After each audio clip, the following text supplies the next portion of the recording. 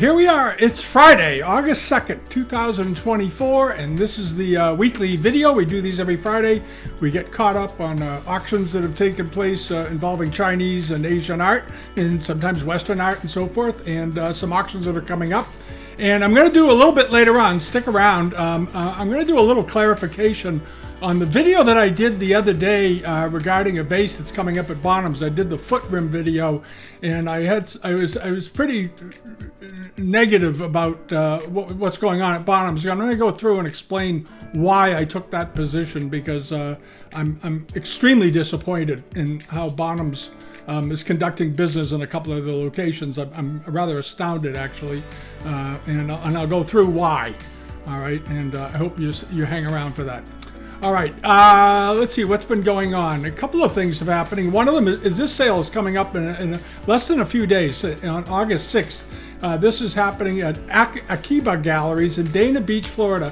And they have a couple of nice ceramics coming up. One of them is this. It's a very large femi-vare planter, late 19th century. They've dated it late 19th to early 20th. I think it's actually just pretty solidly late 19th, 1880s or so, with this beautiful femi-vare decoration. It's wonderfully done. This is a great planter. Very, very nicely done. The bottom of it's all unglazed. We'll get to it in a second. But you can see here the workmanship, the enameling on this is very, very nice. Nice translucent aubergines, the greens in many, many shades. The outlining is excellent. This is a very well done planter. It's going to cost you some money to get it shipped because it's big. It's 21 inches or so. How tall is this thing? 18 inches tall and 21 inches and 3/4 in diameter. So this is a big piece, and it's going to be heavy.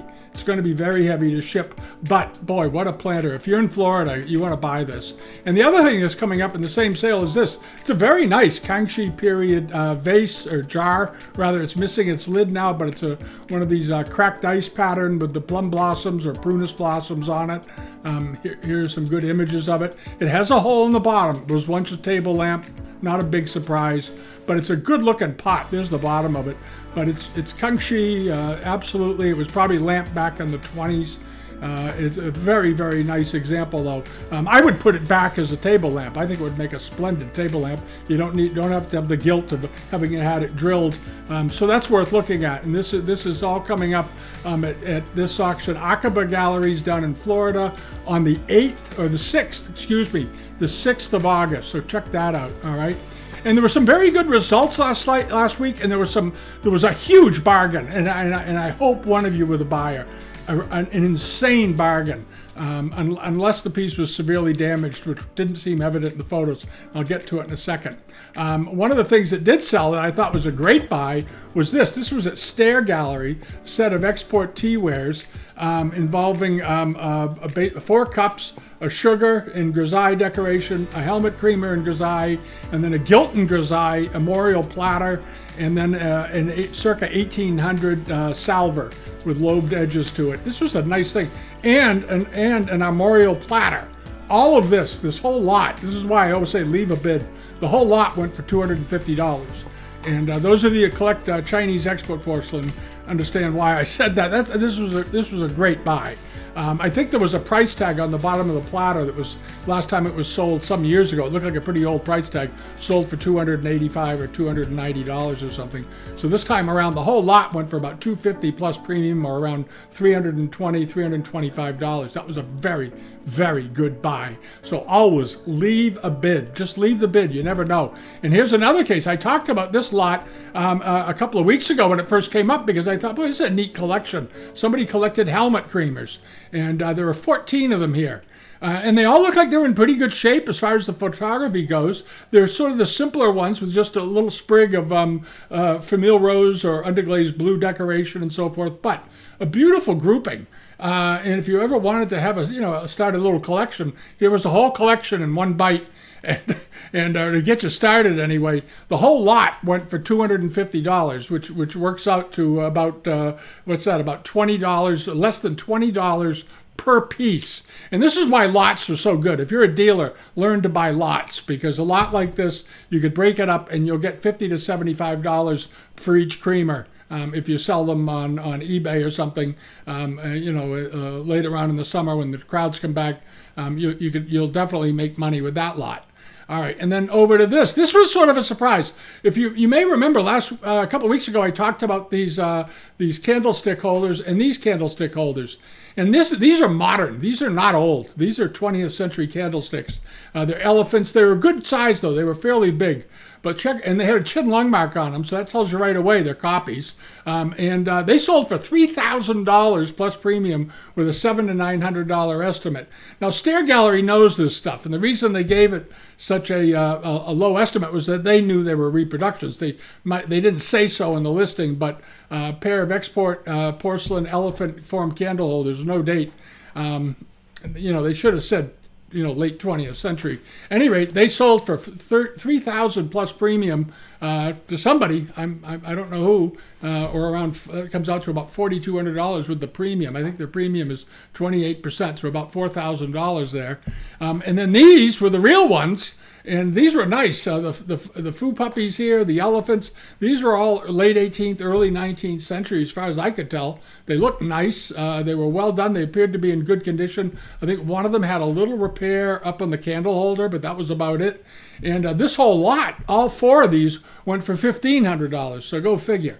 It's very hard to figure out why sometimes. These were by far the better buy, and they were the antiques. The other ones were just decorative. And but it may just be an indication of the strength of the decorative market. Antiques be darned. We just want what looks good. And then over to this. This was that iron red decorated vase that was 25 inches tall. This was a big vase. And I thought the bargain was very, very reasonable. The estimate was $800 to $1,200. It sold for $1,000, which is very reasonable for this. This was a good buy. This wasn't the best buy, but this was a good buy. Even with the premium, you're up around $1,300, $1,280, somewhere in there. But for a 25-inch vase, this was a good purchase. This was a very nice example, and it was in wonderful condition. You notice the lack of wear to the areas that typically show wear, which is the gilding right off the bat. And the gilding on this appeared to be all intact. Very nice purchase for someone. That was a beautiful piece of porcelain. 25 inches tall, 8.25 inches in diameter. And then over to this, the cider jug, the export cider jug, sort of landed where we thought it might. It ended up with the premium at probably at about $700. This was a nice circa 1800 cider jug with Fitzhugh pattern and this wonderful Nanking arrow border on it, big strap handles. The gilding was still intact on the foo line, which is sort of unusual. Usually it's fairly worn down. But overall, this was a beautiful piece of porcelain, meticulously painted. These are always quite well painted, these cider jugs. They were sort of a premium item back in the day to order yourself a cider jug from China. Beautifully potted, nicely shaped spout, and it went for $500 plus premium and a $600 to $800 estimate. So it landed sort of in the middle of its estimate, right around in the center. But in the past, we all know, we've seen these sell for more.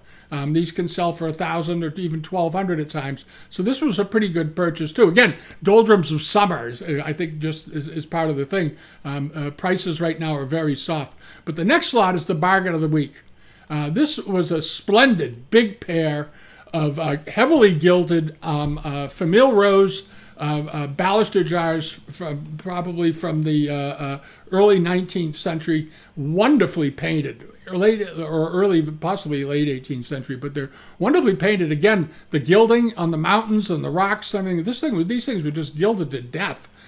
Wonderfully done, all the way down on a sort of a bluish ground that they created. The potter put together, where there's sort of a bluish tinge overall to the piece. Yeah, for a second I thought it might have been like a soft celadon thing. I don't think it was, but just wonderfully done. It's got the silly marks on the bottom, the Chenhua marks, which don't mean anything. But these are wonderful jars, and they were 18 inches tall, not including the stands. The pieces. They dated them as late 19th century. I don't think they were. I think they were a little older than that, judging by the decoration. But at any rate, they sold for $1,100 plus premium, or about $700 a piece. That was an absolute steal for these. These were magnificent looking, and they had their original lids. This was a bargain. These were absolute bargains. One of these should have sold for $1,100. So I basically, they went for about half or 2/3 off These were great looking. Please, if one of you bought them, leave a comment on it, because I think they're great. I think you got a good buy. And then these, you have these Totai Shippo. Now, they listed these as Chinese blue and white. I was kind of surprised because these are at Nye and Company. And this was also at Nye and Company. No, this was at Toomey. Excuse the noise. That's our puppy who has a paper bag he's taken off our back porch that we use for recycling. And he's probably going to tear it to pieces. He likes paper bags. I don't know why. Paper bags and paper towels. He runs around the house with them. So if you see him walking by with a hunk of paper in his mouth, it's just something he does. We're not quite sure. He's only, what is he now, about 6 months old. We got him a few months ago, and he's a great dog. We'll try to, if he comes back in, I'll try to grab him and put him up so you can have a look at him. He's getting bigger. He's getting bigger. We did do the DNA test on him, as some of you know, and he came back exactly half Schnauzer and half German Shepherd. Very interesting mix. And he's got, but the fur color and all that sort of goes along with that genetic mix. But we did send out, because we were getting so many people asking us what breed is he? What's his mix? And it's half Shepherd, half Schnauzer. And he's a delightful dog. Anyway, very affectionate. All right, and then over to this. This was that vase. Now this was interesting. This was at Nye and Company. And I don't know how or why they thought this was Chinese. It wasn't. It was Japanese. But it was a very good piece of Japanese porcelain. In the late Meiji period, the Japanese, was it Kosukai? He was a famous potter. He learned to do cloisonne wiring into porcelain. And it was called Totai Shippo. And this is what it is. So it's a porcelain body that they worked wires into, and some of them have silver wires, which are really extraordinary. But this was a beautifully done piece. It was signed on the bottom, pretty typical Japanese script. I don't know how they came up with saying it was Chinese. There's the bottom of it. I think they just missed it. But wonderfully done. And this was a beautiful piece of porcelain. It ended up selling for $3,200 plus premium, so around $4,000 for it. It was a foot tall, but in beautiful condition. It was on the newsletter page. I mean, on the global member pages and on the Patreon page. But it's just a very, very fine piece of porcelain, and the estimate was crazy. The estimate was $50,000 to $25,000. I think all of their estimates are that way. They sort of chicken out. They sort of pick it's going to sell for in that price range. So you have to know what the values are. But this was a good thing, and obviously collectors locked onto it and said, I want that. All right, and then over to this. Now this vase had been sold by I think this is the Houston auction gallery. I want to get it right. Houston Antiques Auctions. This had been in an auction months ago, and it was sold for around $10,000 or $12,000. And I don't know what happened. Either it didn't get paid for, or something. I don't know, because it's a good-looking jar. It's Kangxi period. It's 25 inches tall. This was a big piece of porcelain. Very, very big piece of porcelain. There's the bottom of it. Looks right as rain to me. We had even left a bid on it of $4,000 or $5,000 just to see what would happen with it. I knew I wouldn't get it, but I thought, just for the fun of it, I threw the bid on there. I followed my own advice, and here it is. It's 66 inches tall, so it's actually about 27 inches in height, and then you throw in the stand. It's quite a presentation. Beautiful thing. Ended up selling for $15,000 plus the premium, of course, and the premium on this lot was 27. Was around averaged out to around 26, 20. I don't know, about 24%. Because it's 22. They do 22% above $4,999, and then 27% up to $4,999. So you're going to have to do some math to figure out exactly what the premium was. But it ended up being around $18,000 or $19,000, I guess, would be the closest guesstimate. All right, but a good-looking thing, and they also had this in the sale. No, yeah, Houston. This was one of these jade mirrors that was created out of a belt hook. These belt hooks typically are very late Qing, even early Republic period. They made lots and lots of them. Okay, I'm back. Sorry about that. It was a Somebody's selling something on the phone. I apologize. There was this. Now, as I was saying, these belt hooks, most of these belt hooks, you see them fairly often. They auction them in Europe. Usually, often in London, big London sales, they'll sell these 3 or 4 at a lot. For a long time, people thought these are all 18th century, and they now pretty certain most of these are late 19th and early Republic period. They made a lot of these belt hooks. They shipped them over to the West.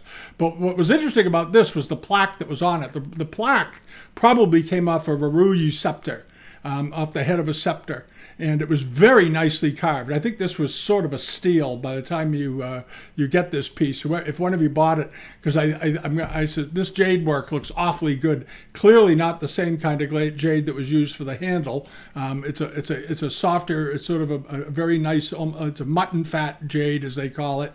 Had very nice color to it. Beautifully carved. Nice polish. They spent too much time photographing the handle, I think.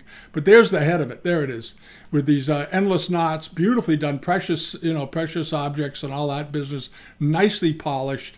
This was a good-looking jade, and it looks like it's probably an early 19th century example. And somebody picked the lot up for $2,700. It was estimated at $500 to $4,000, which is sort of a silly estimate. This was the Houston Auction Gallery again, but a very, very nice example. And the scepter head here that they used was quite large. Looks like it's probably 4 or so inches, 5 inches maybe, and 4 inches in diameter. So it's a good-sized plaque. Very attractive, nice looking thing. I think this was a good buy. So the sale, the Houston sale had some great buys, and then it had some sort of expensive things in it, but nothing went crazy. Nothing went crazy. And then there was this. This was in the sale. And one of the things that I noticed that Houston did was they didn't include dimensions in all their lots for some reason. That absolutely drives me crazy, as many of you know. Put the dimensions in, for heaven's sakes. I even emailed them and said, you don't have any measurements on your lots. And they didn't even go to the point of having a photograph of a ruler in their lot. And as a result, this was a nice looking, it was a Kangxi period vase, jar rather. And most of these, we've all seen them around. I've seen a lot of these over the years. And typically they are in the 10 to 14 inch range in height. But I don't know what the height of this one was. Sold for $1,000. If it was over 12 inches, this was a bargain.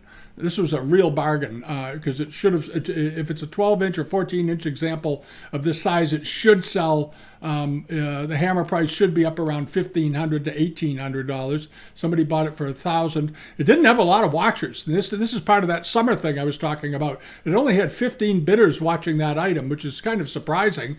And this one had 34 bidders, the jade, and this piece had 38 bidders, the one that brought all that money. Always check the bidder count, how many people are watching it.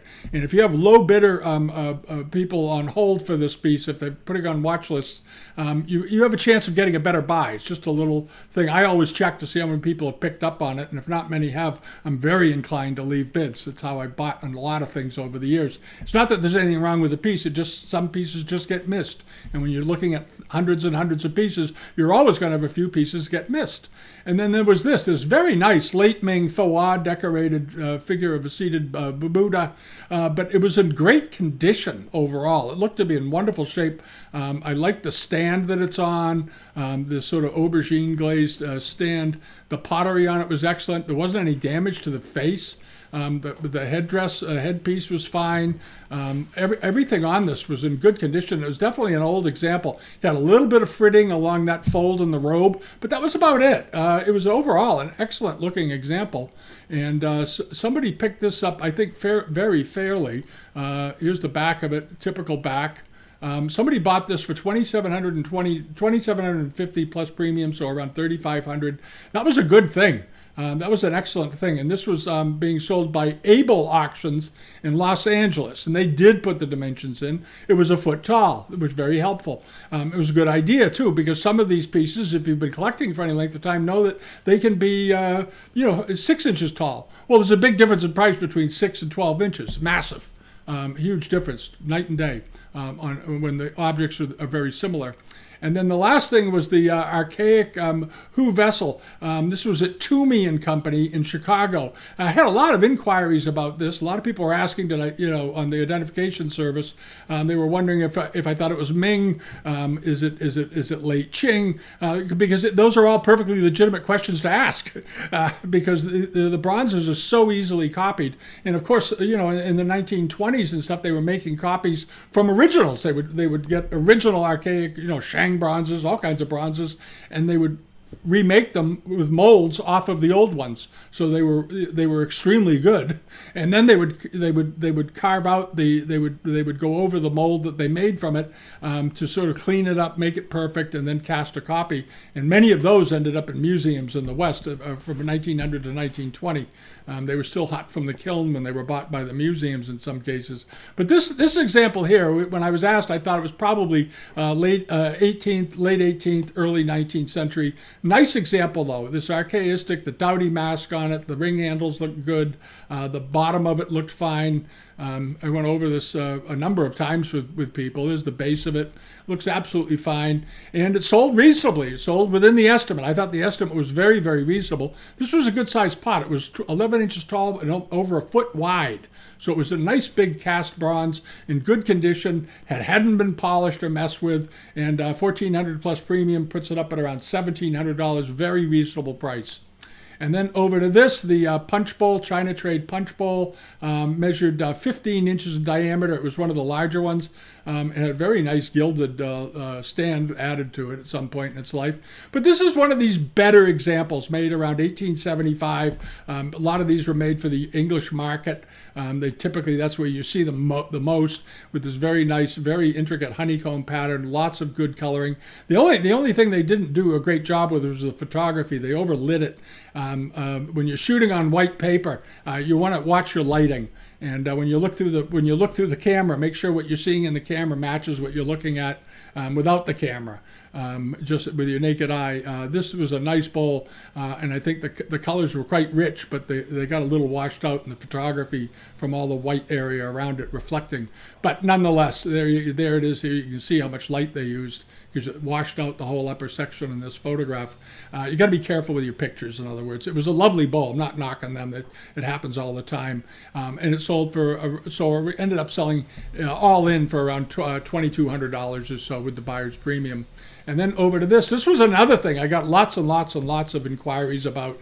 The question was it a brand new vase, or was it a late Qing, early Republic copy? And my feeling was it was most likely a late Qing example, possibly early Republic, but very nicely done. Beautiful green color, and I love the way the enamels stand out on it. It's a very good rendition here.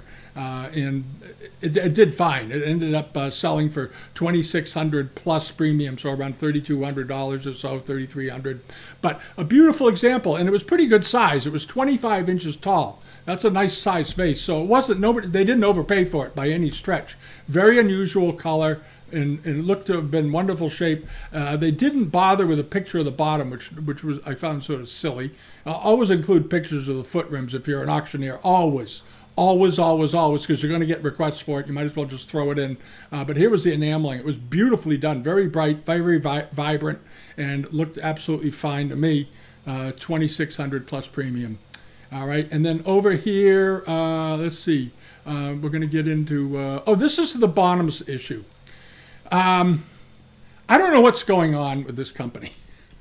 They made a big splash a year or two ago, and when they bought up a couple of other auction houses. They bought up Skinner in Boston, I think Rasmussen, and so forth.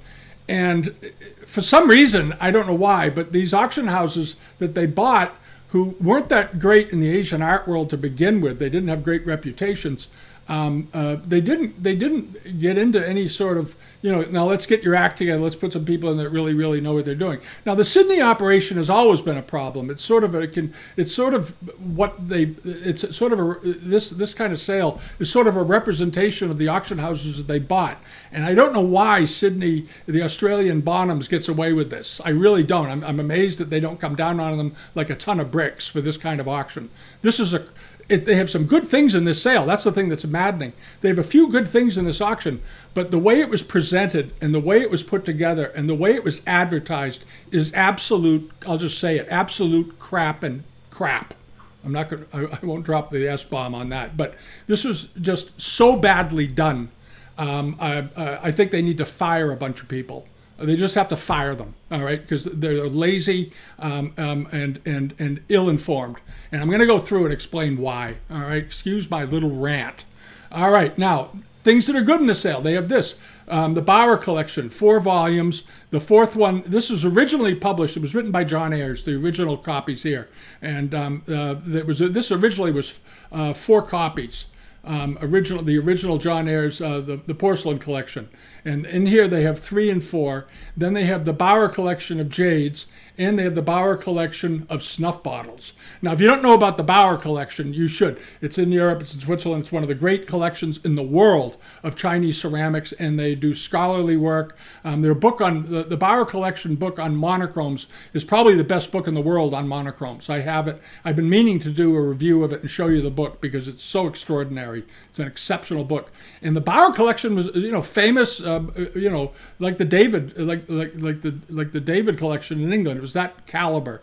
And this is a very nice lot of books, reasonably estimated $500 to $800. 4 volume sets of the original, the one of the ceramics, volumes 1 through 4. If you have that, book dealers sell them for anywhere from $2,500 to $5,000 for the set.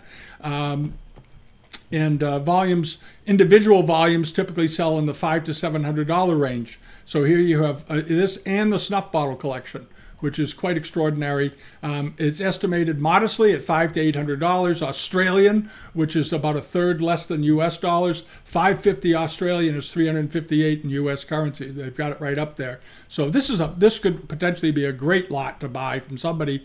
And then there was the SC Co. Tianmenlu collection. The Tianmenlu collection, of course, was one of the great collections of Chinese porcelains that was ever done. And here's a slipcase bound 2-volume set of the collection, along with this is one of these great collections of the world books on the left. They're not particularly useful. They're pretty to look at. They're good to leave out on a coffee table. But the Tianmenlu collection books are really great. Estimated just at $600 to $800. Those are very collectible and very good.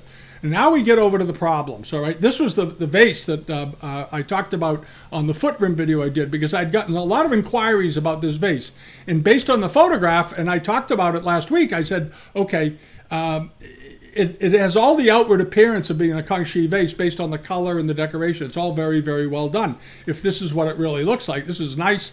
But they didn't include a picture of the foot rim. They included no extra pictures at all, which is stupid and lazy unless you're hiding something. And earlier this week, I got somebody got a hold of me who had gotten a hold of Bonhams and asked for a copy of the foot rim, and they sent them in, and then they sent them in as an inquiry to me on the identification service. And the minute I saw the bottom, I knew this piece. It was not only later, it was a fake. These are modern. And on the description, this is what I found so horrible. They called it Jiajing 6-character mark under blue mark, but later. All right, well, later meaning what? Later meaning 1780, 1850, 1890, 1900, 1920, 2000, 2010. That's the right date as far as I'm concerned. This piece has, from what I can see, has absolutely no age to it whatsoever. And the photographs that they sent me of the piece reshot without Photoshop adjusting the colors looked entirely different. It was dark blue, very glossy looking. It looked like a modern porcelain. And that sort of annoyed me. And then somebody got a hold of me and they said, well, what about the rest of the sale? So I went back through it and I looked at a few of them and I noticed chin lung mark, but later. All right. No other pictures, just these 2 bowls. All right. Be very leery of pairs of bowls in this market. These are most likely fakes. And if they're not, shame on Bonhams for not doing a better job for their consignor by saying that they're Republic or something else. But this kind of description, I'm just going to say, if you see chin lung mark but later, alarm should go off in your head. Alarm should go off in your head. And saying 20th century is not good enough either, because you could have Republic pieces, which are very good and have good value. They're not worth as much as the originals, of course, but a very fine Republic period vase. We've seen them. They can sell for $4,000, $5,000, $10,000, and sometimes more. All right, but the modern pieces never do, because they're just modern. They're knockoffs. They're intended to deceive. And in my opinion, Bonhams did this with the intention of deceiving their customers. All right, and that's really dumb, really, really dumb. And the same thing goes for these pair of cups. And they don't even give you a picture big enough to really look at. I've had a couple of people ask about them, and I said, well, I can't tell anything from these pictures. There's nothing really to look at. They have enamels on them. They're small. They have cute little stands on them that you will find on fakes, and you'll find them on old pieces that were put in box lots years ago. All right, but this is it. But when I look at these, I look at the silly box that they presented them with, and no other information other than Daoguan 6-character mark, but later. My suspicion is that these are also brand new fakes, and they got an estimate of $800 to $1,200 Australian. They're up to $1,173 because I think somebody is drinking the Kool-Aid. All right, unless they got pictures and they look different. But Bonhams. The major auction houses do not have the luxury of being lazy in their listings. That's where their credibility comes from. It's where their reputations are built, by providing ample information and good, clear descriptions of what things are. And this is not the case. The same goes for this Yongchen 6-character mark, but later planter. All right, who in their right mind would bid on that? Again, you can't say but later. All right, and then moving along over to this, same problem. This one is very pretty, very lovely glaze on it. It's quite attractive and how it's done, but no picture of the bottom of it, no information about age, other than saying Guangzhou 4-character mark, 20th century. Well, is that 20th century 1910 or 1915, or is it 20th century 2015? All right. And as a result, it's got 12 people watching it. Maybe some people got pictures of the foot rims. I don't know. But again, Bonhams fell down. Bonhams shouldn't have done that. And they shouldn't have done it. This shouldn't have even put in a sale, as far as I can tell. I don't know why they put it in. It's got a chin lung mark on it. It's obviously brand new. It's obviously not old. From what I can see, the color is wrong. The gilding is it looks like it was just sprayed on there or applied in the last 3 days. And it's got a giant estimate, $3,000 to $4,000, with a $3,000 Australian dollar, which is $1,900 US, starting price. And what it sounds like, it sounds to me, and I've heard about this with auction houses, they have schedules to have auctions, and the owners say, you're going to have an auction, you're going to do 4 auctions a year or 5 auctions a year or whatever it is you're going to do, and you've got to fill it somehow. And as we've seen many, many times over the years at Skinner's in Boston, they'll run a 900 lot auction, and only 100 of the lots are old. The rest of them are reproductions or misdated. And the Australian operation at Sydney seems to be doing the same thing. They're under the gun to come up with a sale. This was barely an auction. There was only 100 and something lots. It was a very small sale. And I think they just let things in so they can say they've got a 110 lot auction or whatever on earth it is. Hold on a second. I'll tell you how many lots in this sale. 103 lots. So it's barely an auction. It's barely an auction. It should be 200 lots minimum. 250 to 300, of course, would be much better, but they didn't bother with that. All right, so this is the problem, and this is now this piece they dated as Republic period. This is what is so maddening. They knew this was Republic period. They put it in the description.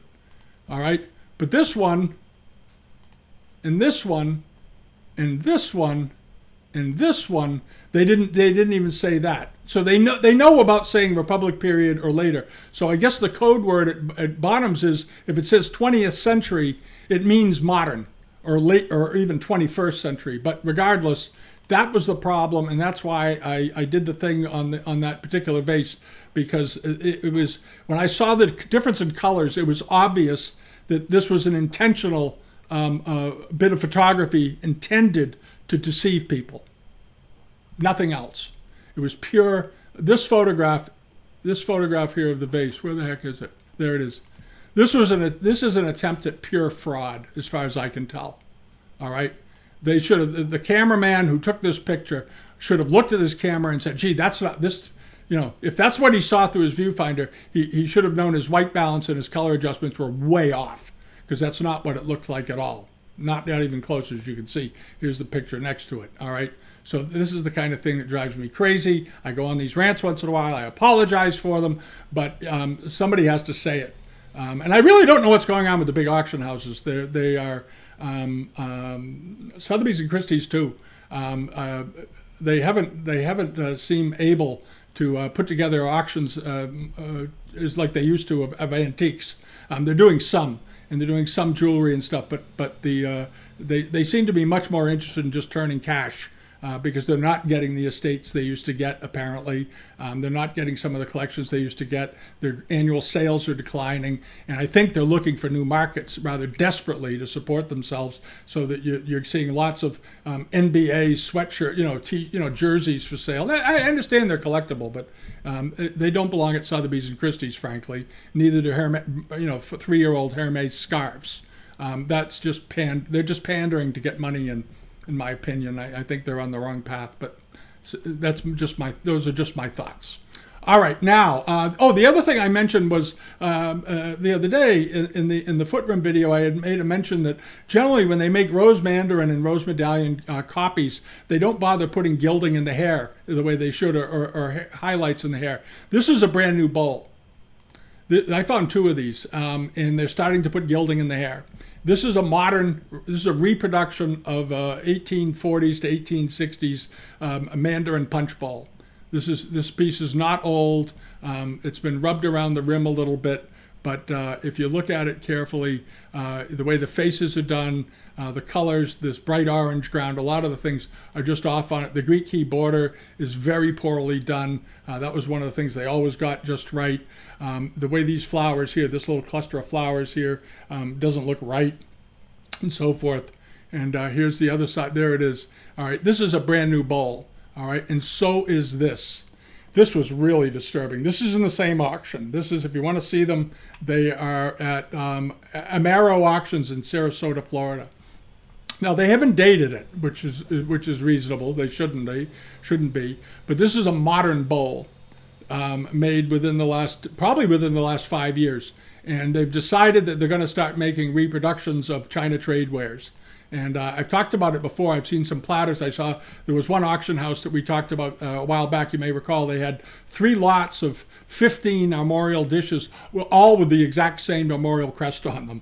And they were very clean, modern looking, and they were reproductions. And that was about 6 months or a year ago. And now we're seeing these come on. These are reproduction. This is a fake. It's an absolute fake. And if you click through the pictures and look at the way the faces are done, the proportions of the face, the way the hair is done, and so forth, you know it is. You know it is if you've seen a lot of these. And then when you flip the piece over, I want to show this. You have this scene of the elderly man and the child. See if I can bring this in a little bit. There we go. These are just drawn incorrectly.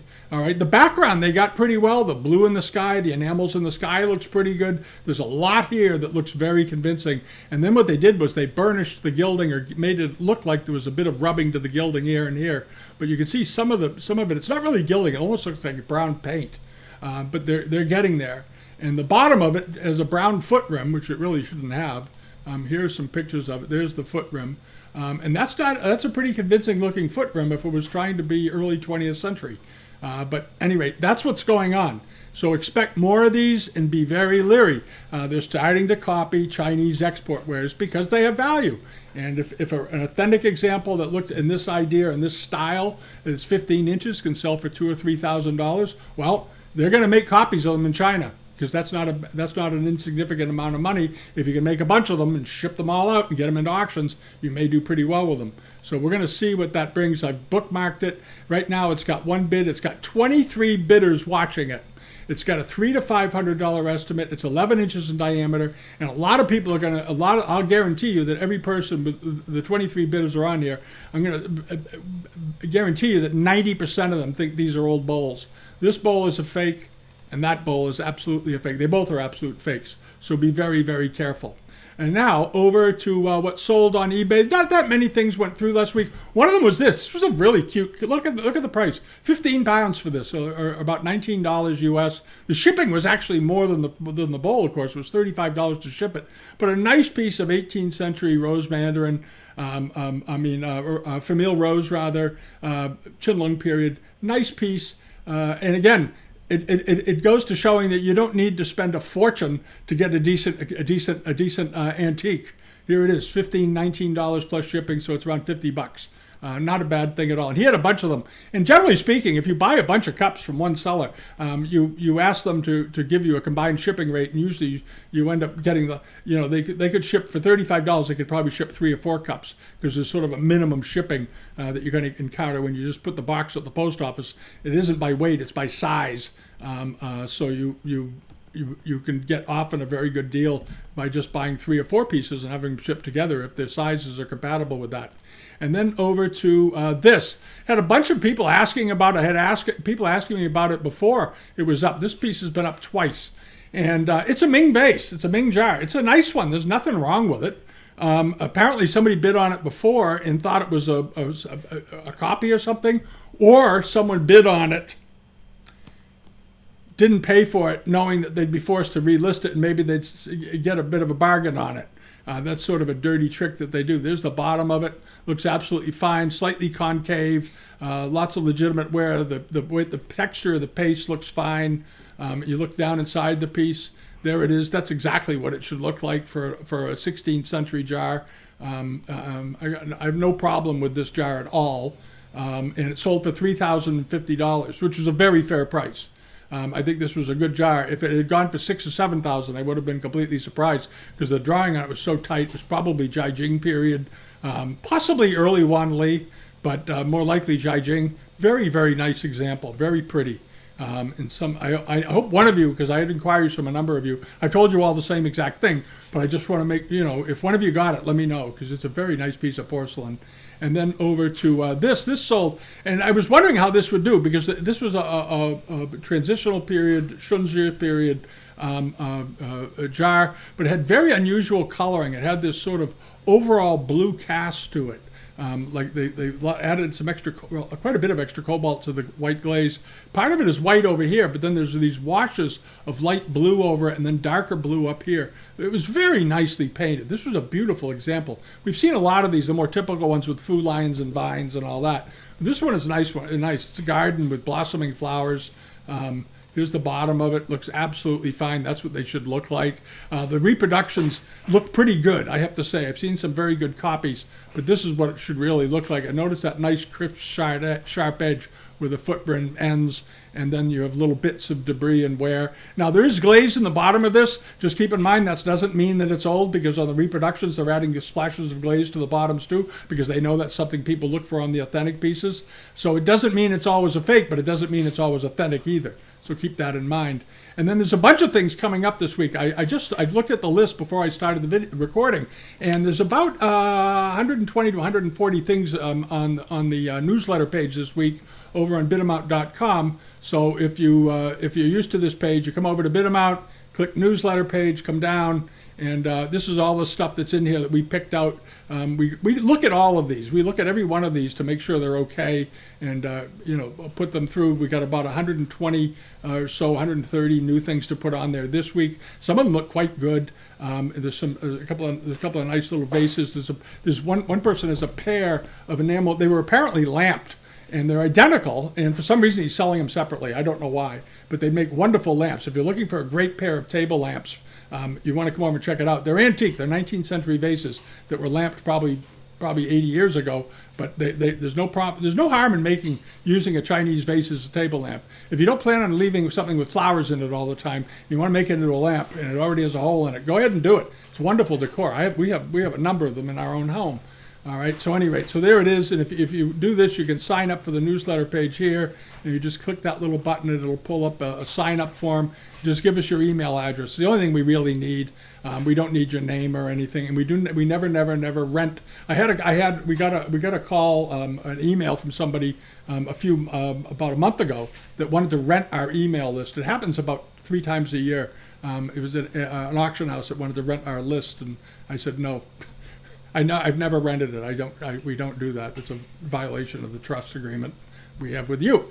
All right, now what's coming up? This is one of the pieces that'll be in the sale in the auction on the newsletter page this week. It's very nice. This seller's got 3 or 4 of these. It's Stubbsy Wubsy. He's got 3 or 4 cups up. One of them is a repaired handle, but a number of them look pretty good. This is a Kangxi example. It's a nice looking pot. It's got a hairline in it and a nick, but boy, it's got nice coloring. So if you don't mind a piece that isn't absolutely perfect, this is a good way to buy them. It'll probably go for around $80 to $120, something like that. It ends on Sunday, but it's a very nice cup. It's a good example. It's a good study piece. One of the best ways to learn about this stuff is to have study pieces. And there's no reason to buy, if you're just learning this stuff, there's no reason to buy absolutely perfect pieces for a lot of money because it's going to limit how many pieces you can buy. You should build a study collection of pieces that are a little damaged, a shard collect. I know there are a number of people out there that are collecting shards these days. Shard collecting has actually become a fairly expensive thing. Really early ceramics, Ming and Sung and Yuan and things, shards from those pieces today are selling now for hundreds, even thousands of dollars. But shards are a great way to learn. That's why people say, well, like the Sackler Gallery or the Frere Gallery, and we don't say Sackler anymore because they were drug dealers and murdered a bunch of Americans. I wish they all had gone to jail for it, but at any rate. The Frere Gallery in Washington has a massive shard collection. People say, well, why do they have so many shards online? Because shards are really useful. Shards are really useful dating tools because they know when they dug them up out of kiln waste sites and so forth, so they know when this piece was made. And that way you can go ahead and date, and they can examine the interior part here, with in between the glaze, the body of the porcelain inside because it's broken off, and you can learn a great deal. So if you really want to learn this stuff, don't be afraid to buy a plate that's been broken in half for $10 of a very, very early plate, because you're never going to probably buy it if it were whole, or you're not going to buy it for a while, but at least you have the piece to study so you can learn about it. It's just a suggestion. And the other thing that popped up, we just saw this morning. It ends in 8 days. I guess it might have gone up last night or the night before. And it's this very nice, it's 14 inches tall, garlic neck, Lang Yao vase. It's a late 19th century example. Here's a picture of the bottom of it. Rather nice looking base for that time period. You'll notice up the top, you see the little bits of the glaze where it came in, and it stuck a little when they were firing it. And this was a common problem in the late 19th century. We talked about it before. Late 19th, early 20th century, when they applied Lang Yao and Sang de Bouffe glazes and so forth, they tended to be a little heavy with it. And for some reason, they could not control the flow of it down the body and stopping just at the foot the way they could in the 18th century. Something happened, and they weren't able to control it the way they used to. And usually it goes the other way around. The early pieces have a sloppy finish, and as time went on, they got better at it. In the case of Lang Yao and Sang de Bouffe wares, typically the quality or the ability to control the stuff went downhill during the 19th century compared to the 18th century. And I have no idea why. And it's sort of a mystery in the ceramic world. But this is a good-looking vase. And it's big for one of these in this form, 14 inches for our garlic neck vase. That's very much sort of in how Ming garlic neck vases were done. They're sort of done on the larger size. Qing Dynasty examples tend to be often a bit smaller. But this one is 40 centimeters tall on the stand. So it's about 16 inches, so 15 or 16 inches in height. Not 14 inches, 15 or 16 inches. It's a nice thing. Right now it's got 8 days to go. It's up to $94. And I do expect this to do pretty well at the end. It should bring somewhere between 8 and 12 or 1,300. But nice deep red, nothing wrong with it. Good piece. All right. So that's sort of what's going on now. But there's a lot of stuff that'll be on the newsletter page. So really do check it out this week. I ran a little long today. I knew I was going to, so I didn't put up that many pieces that are coming up. But there's a lot of stuff on the newsletter page. And we've updated the global member pages again. We've updated it 3 times this week. One day this week I updated it and forgot to put the notice in that it's been updated. And we got rid of all the things that sold in the last 2 or 3 days and have put a bunch of new things back in. That not new things, they're antique things, but we put them in, added them to the list. So if you're a subscriber either through Patreon or on Bidamount directly, check that out. And for the Patreon subscribers, as you know, I did a video this week. I hope you take a look at it. It was an interesting story about a funeral medal that was worn by Justice John Marshall, and how we came to selling it. It's the only George Washington funeral medal that anybody knows, that anyone ever figured out who wore it, because they did these memorials for Washington right after he died. He died at the end of 1799 on December 14th. And immediately after, they had memorials all over the country for him, and they had processions and Masons' lodges had big things going on, and we had the opportunity to handle probably the rarest George Washington funeral medal ever sold in one of our auctions. And it was a really interesting story how it came about. It was a lot of fun, and I hope you take the time to watch the video. At any rate, and there's some other things we've added over there this week. And on the global member page, one of the things we've done is on the landing page when you first log in, there's a section where we were putting up videos from YouTube over there, and but ad free. And what we found out was nobody was watching them. Because I think you're all seeing it on YouTube, and a lot of you I know have YouTube paid subscriptions, so you're not burdened with ads anyway. So what we've done with that page, the first page on the global pages, when you log in, we're going to start putting videos in there by other people, by museum curators, by the Asian Art Museum in San Francisco. There's one we just added on there right now with a great lecture given by James Lally, who's one of the best speakers in the Asian art community, great public speaker and so forth. And we're going to be adding some more over there. So check that out when you log in to look around. Go down. I think we put 3 in there this week actually, and we'll keep those in there for another week or so, and then we'll rotate them out and add others. So that's everything that's going on. If you haven't subscribed yet here on YouTube, I hope you do. If you've joined us on Patreon or through the global member pages, thank you, because it's literally how we pay for this. We just ordered some new photography gear that'll be coming. So next week I may look a little different. We're going to a very high-end sort of camera for recording yours truly, because the one we have is getting a little long in the tooth, and there's a really good one came along, and that's been developed, and we're going to be using that. But it was more than the typical webcam. I'll put it that way. At any rate, that's what's going on. Thanks so much for watching. Have a great weekend. We're halfway through the summer. It's just the beginning of August.